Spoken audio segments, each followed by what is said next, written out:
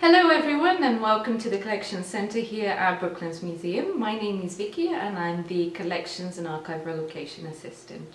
I'm Anna, I'm the Collections Care and Documentation Officer, and we're going to show you a few highlights from the collection.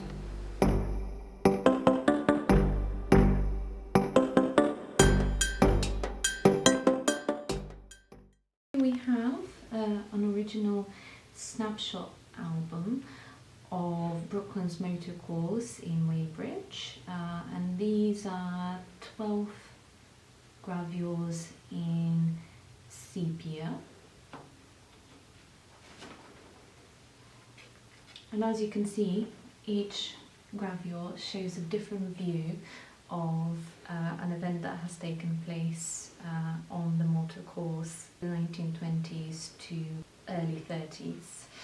And what's quite interesting about this object is that it includes a little greetings card. So if you were to visit one of these events, you could buy this souvenir and then post it to a friend as a nice sort of gift to commemorate the event.